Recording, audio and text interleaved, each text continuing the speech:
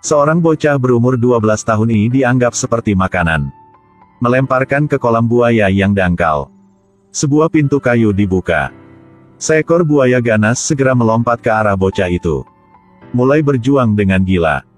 Orang-orang di sekeliling sangat menikmati untuk melihat bocah itu ditelan. Gak sabar nunggu ngumpulin uang. Bocah itu dengan susah lolos dari buaya. Dia ingin merangkak ke darat. Tapi didorong ke bawah oleh pria yang berdiri di depannya. Kemudian, buaya itu sekali lagi menyerang bocah itu. Akhirnya, pemimpin bajak laut yang berdiri di pantai tidak tahan lagi untuk menonton. Dia melemparkan tombak panjang lurus ke pemilik tanah. Bawahannya segera bergegas. Membuat pihak pemilik tanah melarikan diri dengan gila. Pada saat yang sama, bocah itu masih berjuang dengan buaya. Pemimpin mengeluarkan belati. Nak, hidupmu ada di tanganmu sendiri.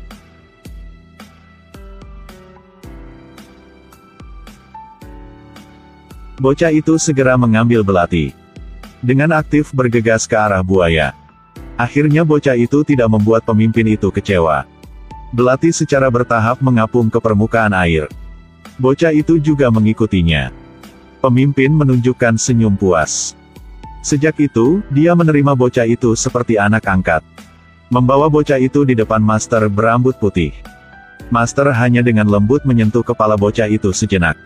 Segera mengenali bocah ini sebagai keajaiban seni bela diri yang sangat langka.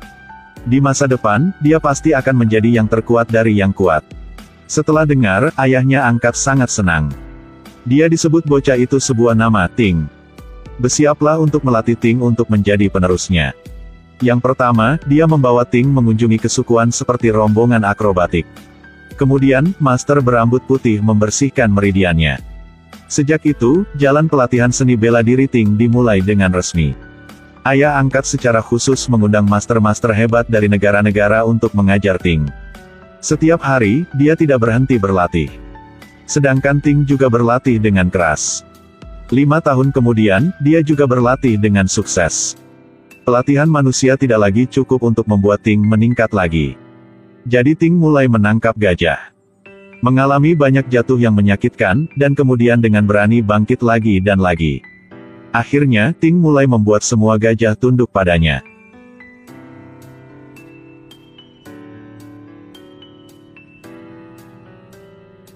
Ayah angkat merasa kesempatan sudah datang.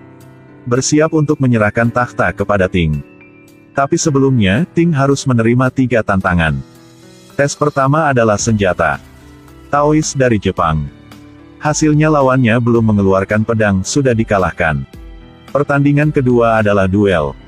Pertama adalah master seni bela diri berasal dari timur. Bahkan tubuhnya yang kuat tidak bisa mendapatkan keuntungan dari Ting. Setelah beberapa gerakan dikalahkan. Kemudian seorang biksu dengan tato di seluruh wajahnya keluar. Di bawah energi absolut, apakah mungkin untuk menang dengan kecepatan?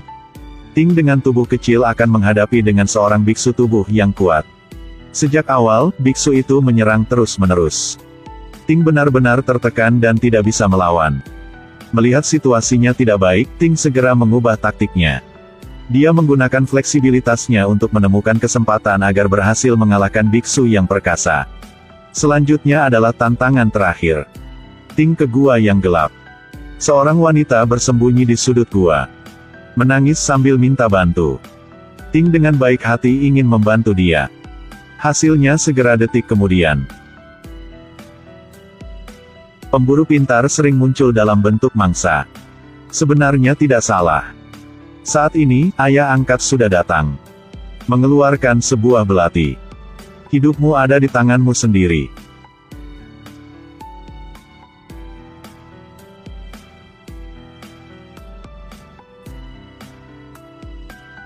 Sebenarnya tantangan terakhir adalah membunuh dan kasihan. Untuk menjadi raja, dia harus melepaskan rasa kasihan. Setelah itu, Ting dengan resmi menerima tahta ayah angkatnya. Memimpin bawahannya untuk mencegat kapal dagang, kembali setiap kali penuh dengan rampasan. Bawahan diyakinkan satu persatu dengan pesona Ting. Sampai suatu hari, Ting melihat sebuah adegan yang sangat akrab. Tahun itu, ayah Ting awalnya adalah raja sebuah negara. Tapi dikhianati oleh jenderal. Menyebabkan hilangnya negara dan rumah dihancurkan. Orang tuanya semuanya dibunuh. Dan dirinya dijual kepada pemilik budak. Untuk hidup, Ting harus bertarung dengan buaya. Sekarang dia adalah pahlawan satu negara. Saatnya untuk kembali dan menemukan mereka untuk membalas dendam. Ting berubah menjadi pengemis. Membaur ke dalam pasar budak. Menemukan pria-pria yang membuangnya ke kolam buaya. Ting menggunakan ramuan ajaib yang dia pelajari di Tiongkok. Mengalahkan semua pemilik budak di depan semua orang. Tentara bayaran datang berlari untuk mengambil tindakan. Tapi mereka semua ketakutan oleh teriakan Ting. Selanjutnya adalah pertempuran brutal. Satu orang ke satu orang jatuh, satu kelompok ke seluruh kelompok jatuh. Dengan cepat bawahan Ting sudah kendali semua mereka. Pemilik budak yang ketakutan buru-buru memohon untuk hidup mereka. Sukarela menyerahkan semua uang dan budak ke Ting. Tapi dari lama, Ting sudah melihat uang seperti sampah. Bagaimana mereka menghinanya? Sekarang akan membayar seperti itu. Setelah mengatakan itu, Ting memerintahkan mereka untuk dibuang ke kolam buaya. Budak-budak yang dibebaskan semuanya. Penampilan Ting seperti penyelamat. Dengan cepat ketenaran Ting telah menyebar kemana-mana. Tapi sekarang Ting telah membuat keputusan yang sulit diterima semua orang. Pria ini dipukuli dengan parah, dia meraih segenggam tanah dan menutupi lukanya untuk menghentikan pendarahan. Kemudian lepaskan baju dan mengikat kelukaan. Melihat musuh yang mendekat di depannya, dia dengan teguh berdiri sekali lagi. Dia adalah Bruce Lee Thailand, Ting. Baru tadi malam, Raja mengadakan perjamuan besar. Ting berpura-pura menjadi penyihir naik ke panggung untuk tampil.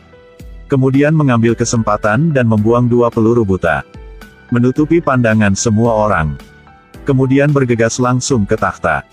Tujuan Ting sangat jelas. Itulah raja yang membunuh orang tuanya. Ting melotot marah. Dia sudah menunggu momen ini sudah 10 tahun. Setelah balas dendam berhasil, Ting segera melarikan diri. Tapi belatinya diambil oleh bawahan raja. Identitas sudah terungkap. Setelah kembali ke suku, Ting menemukan bahwa suku itu kosong.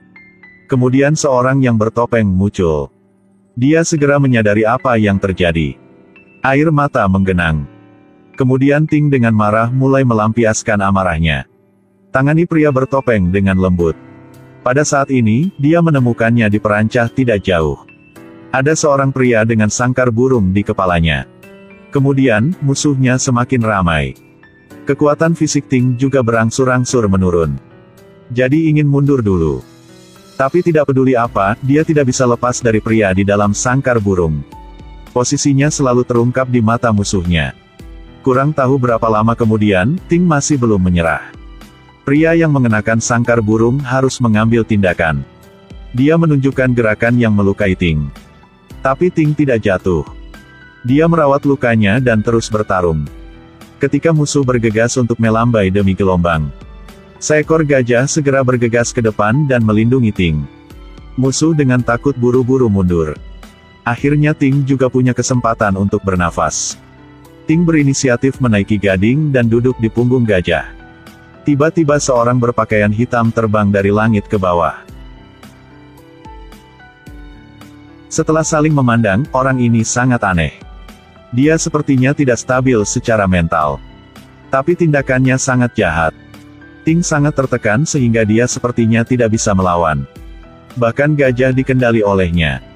Ting sekarang benar-benar jatuh ke dalam situasi yang sepi. Ting penuh dengan luka yang dikelilingi oleh musuh-musuh. Tapi musuhnya tidak bertindak. Adegan berikutnya membuat Ting benar-benar gagal. Raja masih belum mati. Sebenarnya dia selalu berpakaian baju besi. Tapi apa yang membuat Ting semakin jatuh masih tertinggal. Ayah angkatnya keluar dari pasukan musuh.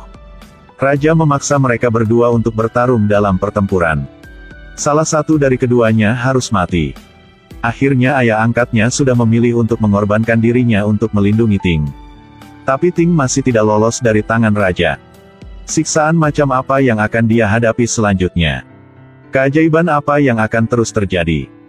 Kita harus menunggu bagian lanjut ya.